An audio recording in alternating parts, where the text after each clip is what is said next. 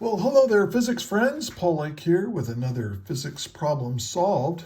This is the channel where I solve the physics homework problems provided to me by my tutoring clients. See the video description below for a way to get in contact with me if you would like a private physics tutor. My rates are reasonable and I'm pretty good at doing this. And if you find this video helpful, please like, share, and subscribe, as all YouTubers always say. And shout out to Cameron, my client Cameron, who sent me this problem. It's a very useful problem to thoroughly understand, and we're going to go over this in great detail. So it's a Gauss's law problem. So it's a very basic Gauss's law problem. We're going to apply Gauss's law to a cylinder within a cylinder. And again, what do you need to know? Well, you need to know Gauss's law, and we're going to be dealing with cylindrical symmetries, and so you'll need to know what the area and volume is of a cylinder from back when you took geometry. And so let's read through the problem. It says, for a very long solid non-conducting cylinder of radius R1, it's uniformly charged with a charge density rho. It's then surrounded by a concentric cylindrical tube of inner radius R2 and an outer radius of R3. And it too carries a uniform charge density rho. Determine the electric field as a function of distance R from the center of the cylinders 4. And we have 4 regions here. If R is less than R1, if R is between R1 and R2, if R is between R2 and R3, and if the radius, if our location is outside the cylinder completely, both of them. Okay, so let's write down what's given here, and then anytime you want, pause the video and try to solve it yourself. And if you're not sure about what you're doing, just unpause the video until I catch up with where you're at. And you can fix your work, or you can, compare your answers to mine and pause and continue the problem. That's the best way to use my videos. So hopefully you'll do that. So anyway, we've got a very long, and what this means, very long, you can almost consider it an infinitely long cylinder. So what I'm going to do is draw the first one like this. And I'm going to make it really long.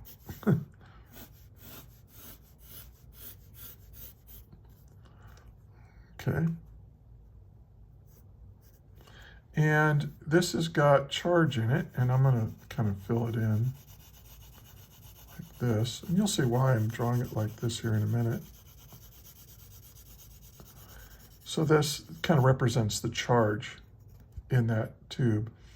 And this has a radius of R1. And then outside of that, we're going to have another tube. And it has, it's like this. Okay. And so it's got a outer radius and an inner radius. I'll kind of make it a dashed line.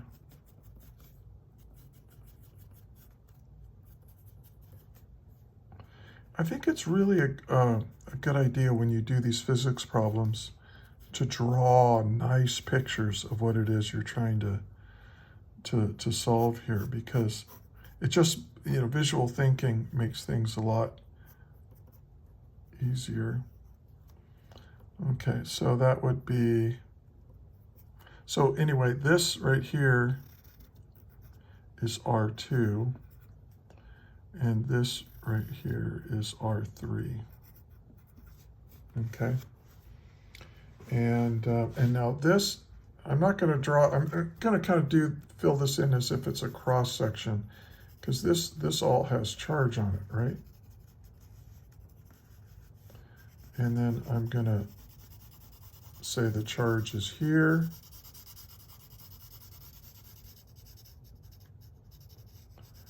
and the charge is down here. And just know that it's solid all the way down with charge, but I've kind of taken this and sliced it in cross section like that. So now, so we want to find, for A, we want to find the electric, oh, and these, I'm sorry, these have charge density. These both have charge densities of rho. These are volume charge densities, right? The amount of charge per unit volume. Okay. Now for A, we want to find, well, we want to find the electric field if, if 0 is less than R, is less than R1. Now, what does that mean? Well, that means that I'm going to use Gauss's law. Now, let's solve it. I'm going to use Gauss's law to figure out what the electric field is inside this inner tube here, or this inside cylinder. And so what you do is I probably should have made this a little bigger, but we're going to draw what's called a Gaussian surface. Well, let's write down Gauss's law. It's a closed surface integral of E dot dA. And this is going to be equal to the charge inside my Gaussian surface divided by a constant. Now, this is also equal to the amount of electric flux, right? But we don't really, the question here is not asking about flux. So the flux doesn't matter. So this is what we're going to do. And we want to find the electric field for, certain charge distribution. Now, this is called Gauss's law. Now, if you're not in a calculus-based class, then you can just take this E dot dA and just call it E dot A, or E dot A. Now, why? Why can I do this? Because you almost never, I don't think I've ever run into a problem at this level of physics anyway, where you're going to integrate the left side of Gauss's law. You might have to integrate, if you're in a really, more advanced kind of physics law, you might have to integrate to figure out the charge enclosed by the Gaussian surface.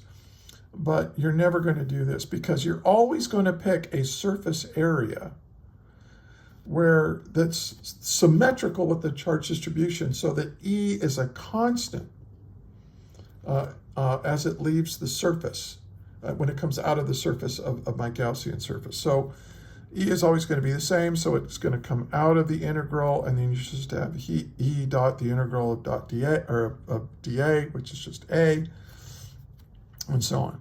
So you can use either one of these, is fine. So now it's time to draw my Gaussian surface. So I want to know, what is the electric field like inside here? Well, what I'm going to do is I'm just going to pick a Gaussian surface, like so. Now, the Gaussian surface can be, long or whatever, but it's just, now I will give it a length of L, because we're going to use that, but don't worry about that. They didn't give us L, and nothing's in terms of L. L is going to cancel out. So, but what's going to happen here is that you're going to, or we're going to use that area. Now, okay, what do we use Gauss's law for? What is Gauss's law really for in a problem, especially in a problem like this? Well, you can use it to figure out the amount of electric flux, but not really. You use Gauss's law to figure out what is the electric field given a certain highly symmetrical charge distribution. And there's really three main symmetries. If your charge is distributed over a spherical symmetry, or in this case, a cylindrical symmetry, or you'll have a planar symmetry, like a charge spread out over a flat sheet, an infinite flat sheet, or something that can be approximated as an infinite flat sheet. So that's when you use Gauss' law to figure out what E is. And it's really kind of slick how it works. So here's what we're gonna say, okay, well, we have E, and then we have A. Now, what is the area that has flux coming out of it of my Gaussian surface? Well, it's this area right here. Remember, the electric field is going to be coming out like this. It's not going to come out parallel to it's not, there's no electric flux like that. In fact, let me erase those little arrows that I drew there, because that might confuse you. I'm going to draw just the electric field lines, and there's my lines of flux coming out of that little cylinder. And so what this area is right here, or right here, this is the area of the Gaussian surface, not the area of my object. So what's the area of my Gaussian surface? Well, it's the area of this. Well, the area of the outside of a cylinder is the circumference times the length. So that's going to be 2 pi r times L. And this is the area that has flux coming out of it on this little Gaussian surface there, okay? And this is going to be equal to the charge inside my Gaussian surface divided by epsilon naught. Now, when you're using Gauss's law to figure out the electric field, usually, this is the hard part, is figuring out how much charge is inside there. And so what we can do is say, okay, how much charge is inside there? Well, the amount of charge is going to be equal to the charge density, that is how much charge I have per unit volume, times the volume that has charge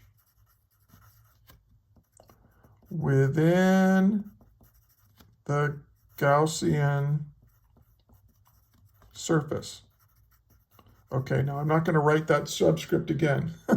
Okay, so this is rho times volume. Now it's the volume that has charge inside the Gaussian surface. So here's my Gaussian surface, and this little cylinder has a volume. So this is going to be equal, well, charge inside is going to be equal to rho times, and this volume is, well, remember that the area is the volume is the area times the length. So the area is pi, and this is r, right? From here to here. Should have made this bigger. This is r right here. This is r. This is the radius from the center out to here. That's the radius of my Gaussian surface.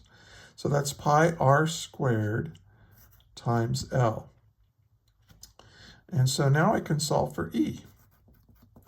E is going to be equal to the charge inside, which is rho pi r squared L. Charge density, right? That's in, coulombs per cubic meter. And look, this has cubic meters, right? R squared times L is cubic meters, so it's a volume. Okay, so that's the charge divided by this area, 2 pi r L, and then you've got that epsilon naught there, okay? And now we just cancel out the stuff. That goes away, the L goes away, one of these R's goes away, and you're left with this. E is going to be equal to rho over 2 epsilon naught times R. Now, here's where that R came from, right here, and I just wrote it out here, because what I'm emphasizing is that E, the electric field, is a function of R. This is a variable, right? R goes from 0 all the way out to R1. So notice that if R is 0, if you're at the very center, the electric field is 0. And as you move out, it increases linear. the electric field inside this inner cylinder increases linearly with R until you reach that surface. So this is my answer for A. Okay. If you have any questions about this, put it in the comments. I answer every comment. Okay. B. Let's see.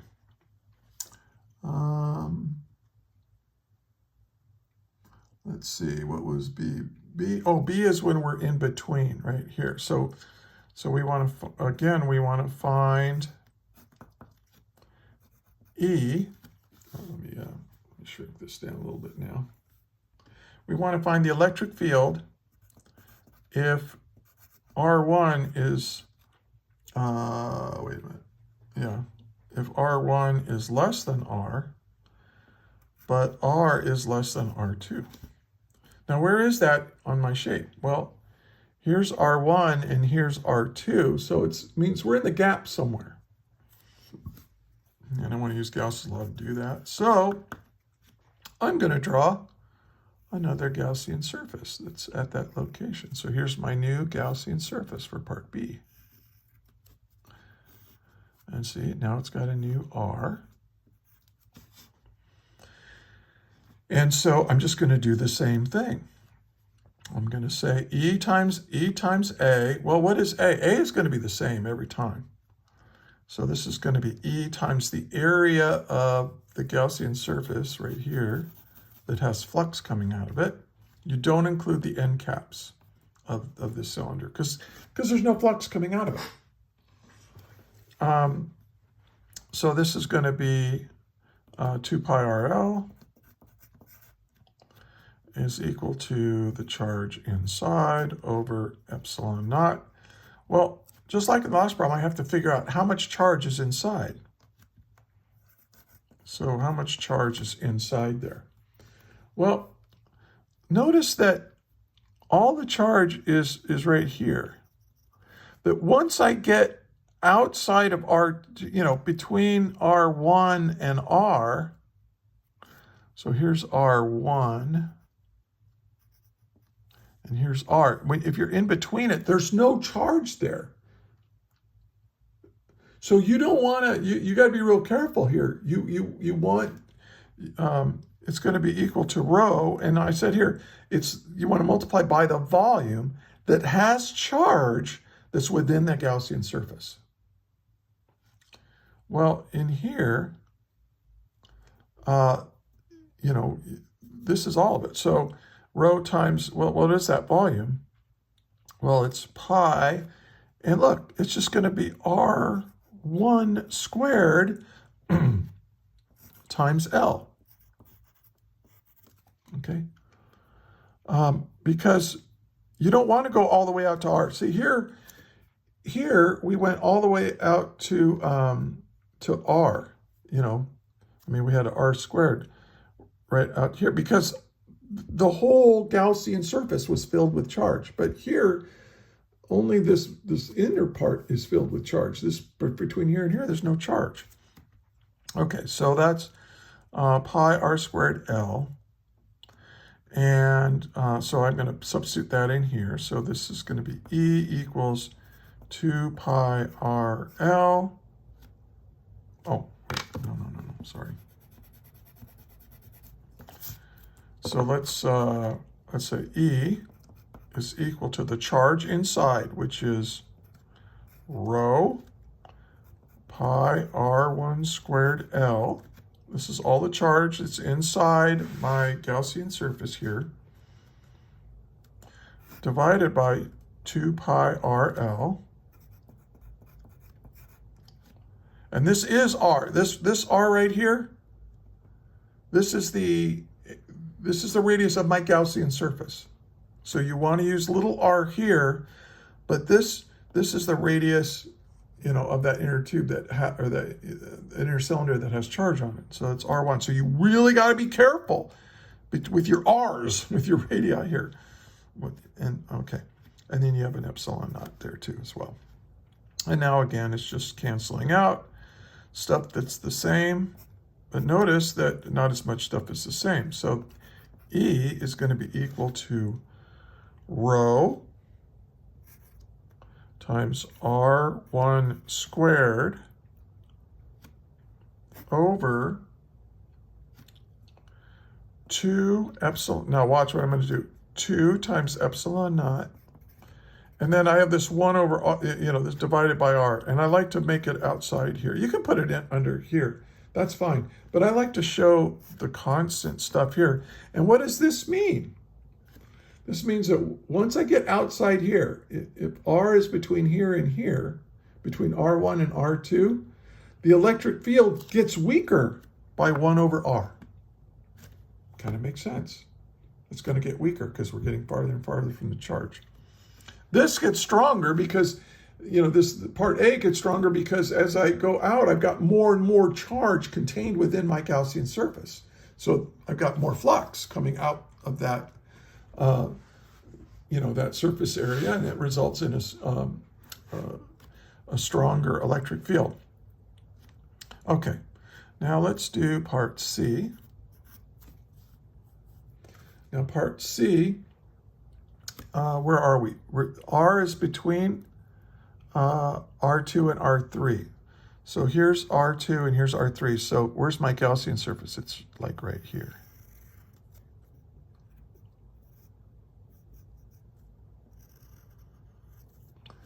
Now this is going to be a little more challenging, right?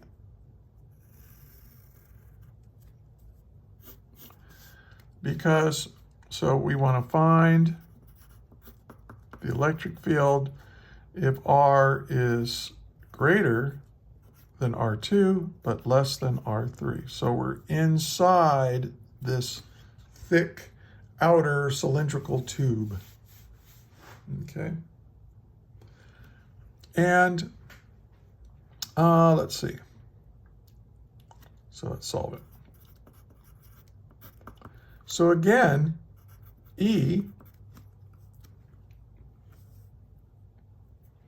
is going to be equal to the charge inside over 2 pi RL over epsilon naught. I just kind of skipped a step, right? It's the same area, 2 pi r times L is the surface area of this curved, the can part, right? The curved part of that cylinder. And so once again, what do I need to do? I need to figure out how much charge is inside here. So let's do that. And here's where it's really a good idea to actually look at the picture. Where is the charge inside my Gaussian surface? Well, I've got a whole bunch of it right here in this little tube right here, right? From here to here. So I have to include that. Well, what is that? Well, that's rho times the volume of that is pi R1 squared times L. So this is rho times the volume. Okay. And then plus, now we've got it, now this is the trickiest part of the whole thing here, you guys. You want to figure out how much charge is in this annulus part, this like right here, coming all the way around here, this ring. Well, what you can do is figure out how much charge would be in the whole big fat cylinder, and then subtract the whole. We're going to subtract the whole. So let's figure out how much charge is in the whole thing. We're going to add that. That's going to be rho times pi. Now, what is this radius all the way out here? That's R, not R3, not R2, but R. So pi R squared L. Okay, and that gives me the charge. But that would be like the charge if there was no hole in here. We have to subtract the hole. Well, what is the hole? Well, that's going to be pi rho times pi. And then what is this? This is from here to here. Oh, that's R2. R2 squared times L. And so this is how much charge is inside. So let's plug that in. And I can pull out some common factors here, right? I've got rho, pi, and L. So I'm going to go rho, pi, L times, and look what I got here. I've got R1 squared plus R squared minus R2 squared over 2 pi RL epsilon naught. And now I can cancel out L. L's always going to cancel out. Pi's canceling out. And so look what I got. I have E equals rho times, you know what I'm going to do? And you don't have to do this. I just think it looks prettier. I'm going to put R squared first. R squared plus R1 squared minus R2 squared over 2R epsilon naught. And this is my function of R for the electric field if you're here. And this is kind of crazy, isn't it? I mean, this is a long, crazy answer, and and there might be better ways to simplify this expression. I don't know. I think that's not bad right there. And these answers are correct. At least they were correct. My tutoring client told me that these were the right answers after we worked the problem out together. Shout out to Cameron. And then now let's do D. Well, where are we in part D? Well, we want to, once again, we want to find the electric field when R for R is greater than R3. So that means R is greater than R3. So we're way out here. So my Gaussian surface now is outside the whole thing here. Okay. So now I'm going to go ahead and solve this. And I'm going to say E is equal to the charge inside over the area, 2 pi RL, the area of my Gaussian surface. That has flux coming out of it, right? Don't forget the epsilon naught. And again, the thing is to find out what the charge is inside. So let's figure that out. The charge is inside. Well, we have this guy right here, right? So again, that's rho times pi R1 squared times L. That's the amount of charge that's on this within the Gaussian surface. But now we have this part, and again, there's kind of, again, when if once you leave R3, once R is greater than R3, there's no more charge there to contribute to the electric field. So you don't want to include that area. So you just want this area. So what we're going to do is we're going to add this whole thing, but this whole thing is, it's only out to R3. So it's going to be rho pi R3 squared times L. So notice that, see, in part C, we used R, little r, the radius of my Gaussian surface, because my Gaussian surface was within this charged area. But here, now we're outside that, so that charge stops at R3, so that's why it's only going out to R3. But then, just like we did in the last part, we have to subtract the whole. So minus, I left out, no, that's right, rho pi R2 squared, because it only comes out to here, times L. And so now I can get my answer. E is equal to the charge inside. Let's pull out the R, the rho, and the L again. The rho, pi, and L. And then what are we left with? R1 squared plus R3 squared minus R2 squared over 2 pi RL epsilon naught. So this cancels this, L cancels this, and notice what we have here. This is really interesting. We have rho, the charge density, times the first radius squared plus the third radius squared minus the second radius squared over 2 epsilon naught.